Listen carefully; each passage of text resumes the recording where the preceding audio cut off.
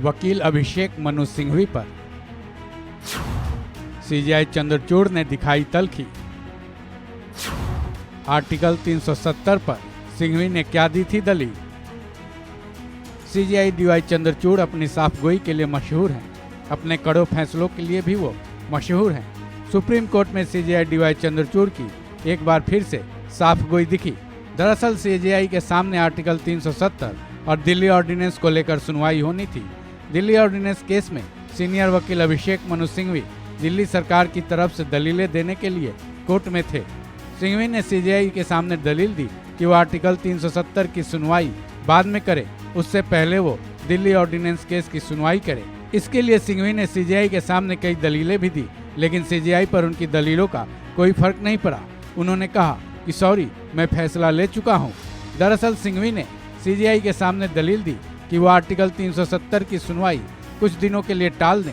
सिंघवी ने अपने सामने खड़े उस वकील की तरफ इशारा भी किया जो आर्टिकल 370 केस से जुड़े थे। उन्होंने इशारा करते हुए कहा कि अगर इस केस को टाला भी जाए तो सामने वाले वकील को कोई ऐतराज नहीं होगा।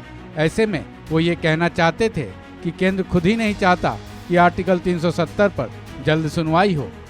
वहीं दिल्ली ऑर्डिनेंस केस के बारे में सिंघवी ने दलील दी कि दिल्ली ऑर्डिनेंस की सुनवाई में देरी का मतलब है कि दिल्ली को लकवाग्रस्त मानना। दिल्ली में नौकरशाह सरकार की बात तक नहीं मान रहे हैं। वहीं अब तक दिल्ली से 400 से ज़्यादा कंसल्टेंट हटा दिए गए हैं। साथ ही उन्होंने एलजी पर सवाल उठाए कि वह दिल्ली सरकार की तरफ से नियुक्त किए गए कंसल्टेंट्स को कैसे हटा सकते हैं।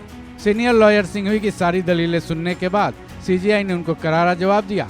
उन्होंने तल्ख लहजे में कहा कि सॉरी डॉक्टर सिंघवी, आर्टिकल 370 पर सुनवाई के लिए तारीख दी जा चुकी है। इससे संबंधित वकील केस की तैयारी में जुटे हैं।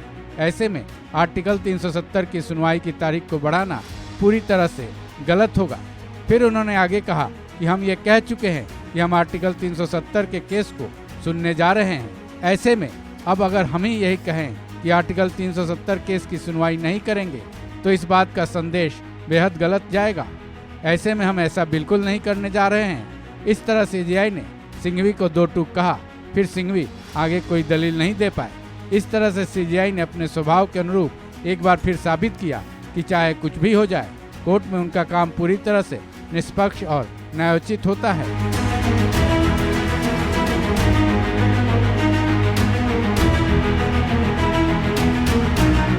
इस खबर में बस इतना ही।